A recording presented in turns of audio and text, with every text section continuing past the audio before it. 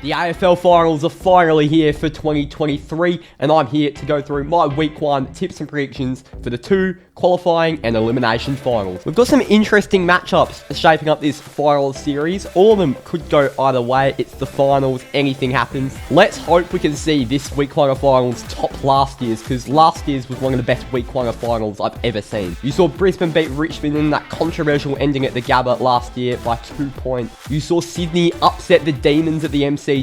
Geelong beat Collingwood in probably the game of the year, and Fremantle complete the biggest AFL finals comeback in 30 years, beating the Western Bulldogs. An incredible week 1 of finals last year makes this one very hard to top it, but let's hope it can. Kicking off with this Thursday night's qualifying final at the MCG. 3 or 4 finals being played at the G. It's Collingwood who take on Melbourne. An interesting game this shapes up to be. I see a lot of people tipping Melbourne, which I'm quite surprised about, but I do see why. Melbourne's system over the past few weeks is really stacking up. It seems like ever since they've had the omission of Brodie Grundy, they've just gone to a different level in terms of their forward balance. Grundy's forward craft really wasn't cutting it at AFL level as a mostly forward, to be honest. And ever since they've gone their specialist forward to the side, Melbourne have just looked a whole lot better. Max Gawn is dominating in the middle. Clayton Oliver's finally back in. And apart from the tag he got from Finn McGuinness a few weeks ago, he's been killing it. Petrarca's been able to spend a little bit more time down forward with Oliver in the side, and he's hitting the scoreboard as always. It shapes up to be a really good game. Collingwood, on the other hand, Nick Dacos has been ruled out for week 1 of finals.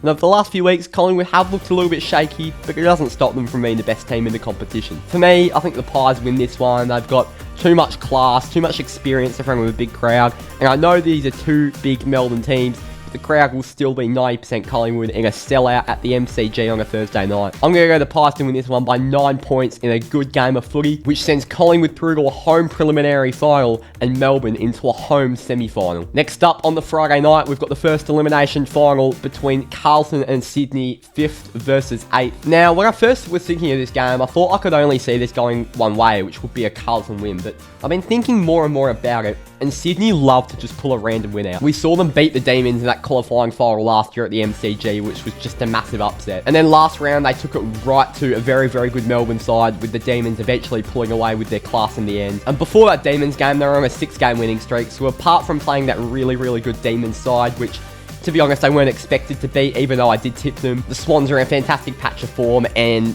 it looks like they've found their winning ways. Geelong Mine knows how to get the best out of his players in finals, but on Carlton's end, they were on, a 9-game winning streak before in the final round.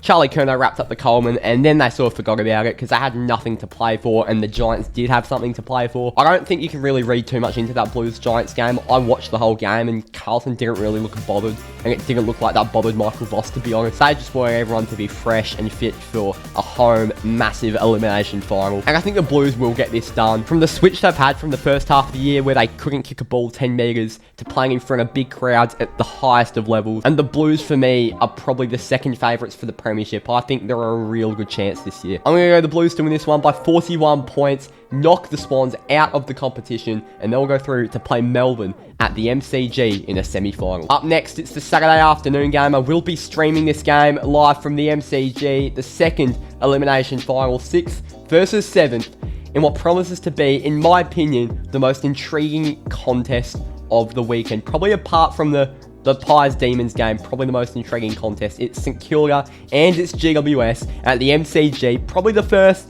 and potentially the last time this game will ever be played at the MCG. I remember 6-7 years ago, St Kilda Giants at Marvel was getting 10,000 people down. It was probably the smallest contest in football. And the fact they're now playing in a final at the MCG is just astounding. I mean, the Giants, what a job Adam Kingsley has done this year to get them not only off the bottom where most people predicted them, not only out of the bottom 4, not only out of mid-table, but the Giants are playing finals football in 2023, which if you told me that pre-season, I would have laughed in your face. And St Kilda, look, I thought they were always a finals chance, but they've played some really good footy in patches this year. And the key word is patches. St Kilda are probably the most hot and cold side in the comp. They either play fantastic footy or they play shit footy. There's no in between for St Kilda. And this game could go either way purely because of that. And you just go predict what St Kilda side comes out on the day. Because if it's the firing St Kilda with the home crowd, I think the Saints will get it done. But I've just got a weird feeling with the Giants' recent form, the Orange Tsunami football, they can play anywhere at any time.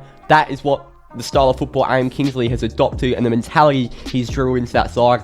I think the Giants are going to go and knock off the Saints at the MCG. And I thought this would be an upset tip, but most people have actually gone the Giants in this game, believe it or not. I'm going to go the Giants to win this by 23 points, but don't get me wrong, this game could go either way. And in the final game of week 1 of finals, it is the second qualifying final on a Saturday night.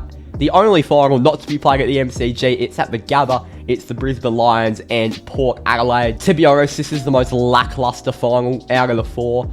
I can genuinely only see this going one way. Brisbane have not lost a game at the Gabba this year. It's the biggest fortress in football. It's the hardest place to go in football. And I know the Lions have a reputation for crumbling under pressure in finals, in massive games. But I just don't think they can here. I think they've got an amazing track record against the Power at the Gabba. They've got an amazing track record at the Gabba in general. I think it took them a few weeks to find their feet after the loss of Will Ashcroft, but I think their contest work's really picked back up. Look, I think the Lions are going to go and absolutely obliterate the Power here. I'm going to go Brisbane by 48 points, which sends the Lions into a home preliminary final and Port Adelaide into a home semi-final, which sets up the Power playing the Giants in the semi-final at the Adelaide Oval, which, coming off a big loss could knock the Port Adelaide Power's confidence and potentially cause a Giants upset. You never know. Tomorrow, my full finals predictions will be out, so if you want a full overview of how I think the finals will pan out, make sure you tune in for that. There are my 4 tips. I've got the Pies to beat the Demons by 9 points. I've got the Blues to beat the Swans by 41 points. I've got the Giants to beat the Saints by 23. And I've got the Lions to beat the Power by 48. Hope you all enjoyed this video. Content will be coming out thick and fast throughout the finals. If you did enjoy, please hit the like button and subscribe if you are new. It helps out the channel heaps, especially heading into the off season where it will be hard to grow the channel. So please hit the subscribe button so you don't miss out on any content for a massive 2024 where I'm really looking to pick the channel back up, including an early season gather round, which I'm sure will get the community in full swing. Hope you all enjoyed, and I will see you all next time. Cheers.